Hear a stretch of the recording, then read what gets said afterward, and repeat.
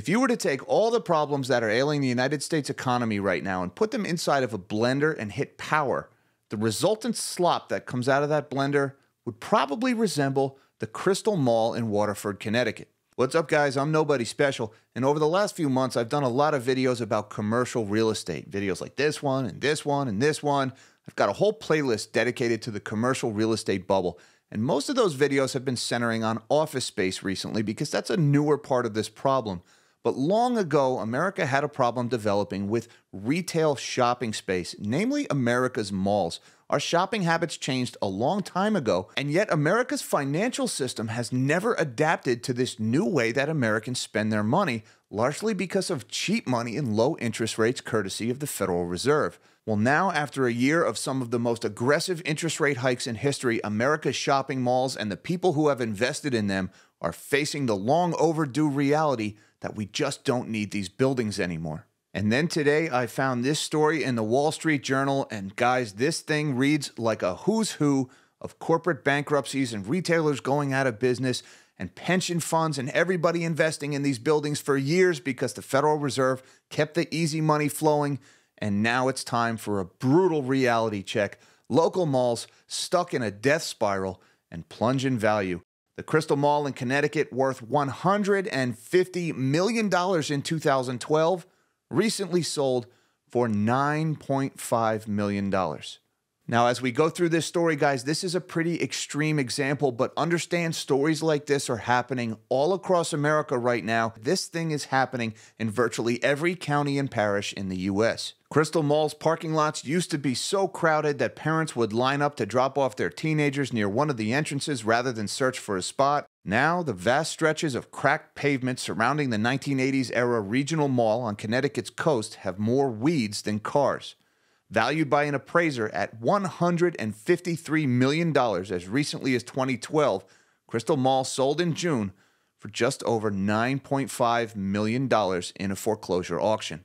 Older, low-end malls are worth at least 50% and in some cases more than 70% less than they were when mall valuations peaked in 2016, said Vince Tabone, head of U.S. retail and industrial research for real estate research firm Green Street.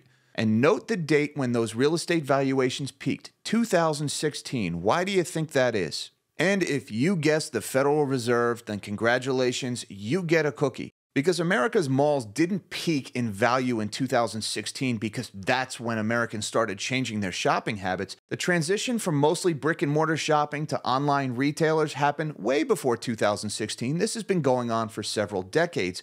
What happened, though, in 2016 was when the Federal Reserve first started raising interest rates. The first interest rate hike after the global financial crisis happened in December of 2015, and it was a few months later that America's malls hit their peak valuations in 2016. You see, all of these malls should have gone belly up during the global financial crisis, but the Federal Reserve's response to the global financial crisis was to lower interest rates all the way down to zero. So all of these malls that had hundreds of millions of dollars in debt against them were able to refinance that debt at near zero interest rates in order to keep kicking that can down the road. That enabled the malls to keep their rents low so that stores that nobody was really shopping at anymore could still afford to pay the rent. Now, fast forward all the way down there to today, look what that Fed funds rate has done. Now, as those mall mortgages come due for refinancing, they find that they have to refinance into a much higher interest rate. That means those malls can't afford their mortgage payments anymore, so they have to raise the rent on their stores.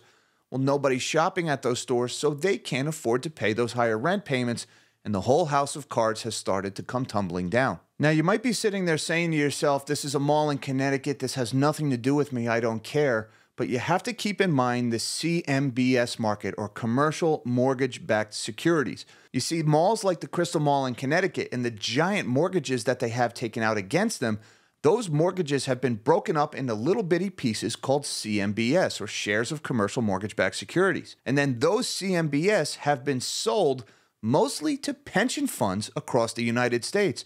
So even though you think this may not have anything to do with you, chances are if you have any kind of a retirement account, whether it's an IRA, a 401k, or a pension fund, you have some exposure to commercial mortgage-backed securities. When's the last time you actually pulled the prospectus on those funds that you're in and looked at what was inside them? And reading on from this journal article, about a fifth of all malls financed through commercial mortgage-backed securities are underwater, meaning the properties are worth less than the loans they back. That's according to Kevin Fagan, the head of commercial real estate economic analysis for Moody's. In some cases, they're worth a lot less. Crystal Mall's former owner, Simon Property Group, stopped making payments on their $81 million in outstanding CMBS debt during the pandemic, and last year they handed back the keys to the property it had owned since 1999. Now here they're talking about another important problem, the owners just handing the keys back. You see, most of these commercial mortgage-backed securities, most of these loans are non-recourse loans, which means when the owners default on these buildings, the only thing that the lenders can do is take the building back. They can't go after the owner's other assets or their other cash. So in a lot of cases, you have incredibly wealthy people or wealthy institutions that borrowed this money for these malls, even though they've got plenty of money to actually pay these loans back. They've got other assets, other things they can sell, but the language in their loans allows them to just hand back the keys and walk away, even if the building is way underwater and not worth as much as they still owe. That leaves the lenders the only recourse to seize the building and sell it, and if they sell it for less than what was owed, then the people who bought those CMBS securities, they are SOL. And that's exactly what happened with the Crystal Mall in Waterford, Connecticut. The loan against that mall, which was included in the CMBX 6 index shorted by famous investor Carl Icahn, is expected to liquidate at a $70 million loss, or about 87% of the outstanding balance according to Moody's. So the pension funds that bought the CMBS that this loan was in, they're looking at an 87% loss on their principal. That's coming directly out of somebody's retirement. And if you want to know why things at this mall got so bad, all you have to do is take a drive around the parking lot. We're in Google Maps here looking at the Crystal Mall. Let's just look at some of these anchor locations. These are the most important rent-paying tenants at any big mall. Let's just start right here and take a look around the mall. Here you go, taking a look at this first anchor location. We've got Christmas tree shops. Well, they filed for bankruptcy in May. This store will be closed by August. And let's just go down the street right past Christmas tree shops. Right at the same anchor location, we've got Bed Bath & Beyond. They filed for bankruptcy in April. This store is already closed. Okay, so let's go back to the overhead. What about the next anchor location? What's going on there? Heading back to Google Street View, we've got a mostly empty parking lot. What do we have here? Oh, look, it's Sears?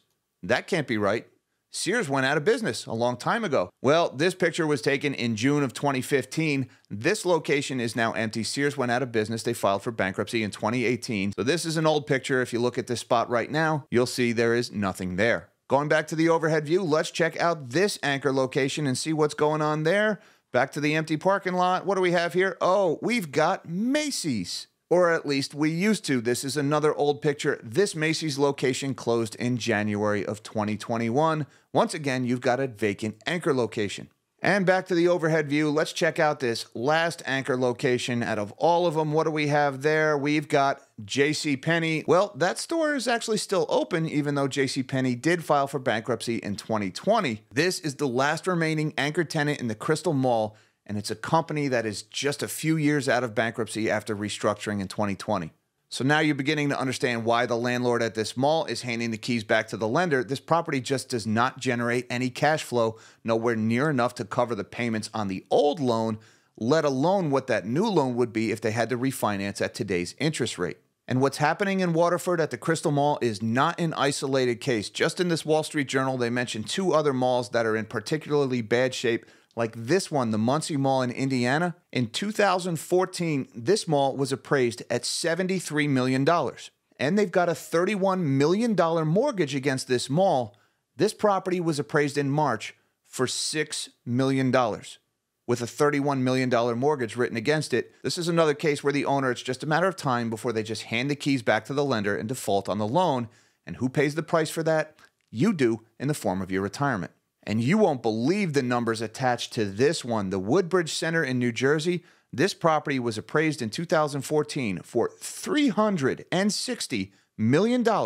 They've got a mortgage of almost $250 million against this property. That's nearly $250 million borrowed against this building. It was appraised this year for just $86 million bucks. And who's going to pay for that? Chances are we are. But it's not like every single mall in the country has it as bad as the Crystal Mall or the Woodbridge Center or the Muncie Mall. Even here in the Wall Street Journal, they're saying not all malls are on the brink of disaster. Newer, well-located properties with strong tenant rosters are generating healthy foot traffic and returns for investors. But even these high-quality malls have declined in value by an estimated 50% since 2016, making malls one of the worst-performing commercial real estate sectors over that period. So it's not that bad. Some of these malls are in great shape and have only lost 50% of their value since 2016. Guys, this is what passes for optimism in this Wall Street Journal article. That's how bad the commercial real estate bubble has gotten in the U.S. So that, of course, raises the question of what do we do with all these buildings that there's really not any use for anymore? Well, Robert Brule, Waterford's first selectman, said he would like to see the property redeveloped into a mixed-use site. He envisions a hotel for tourists visiting nearby Mystic and housing for local firefighters and teachers, as well as employees of the local submarine manufacturer General Dynamics Electric Boat.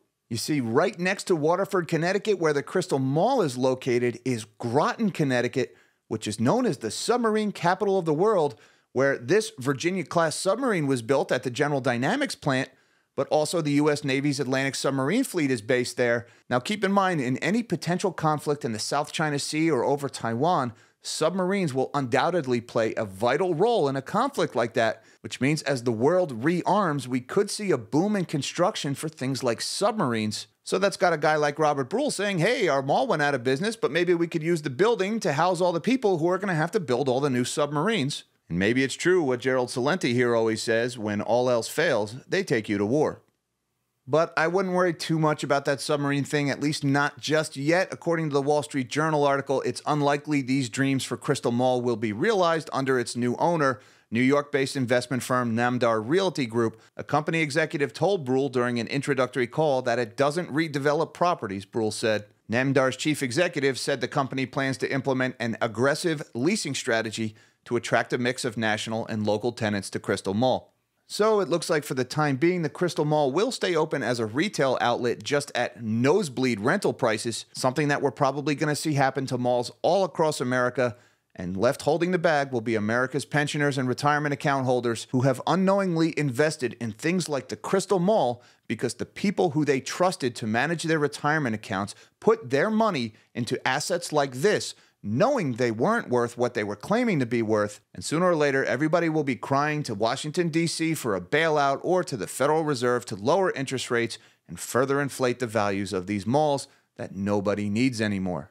Till next time, live small and dream big.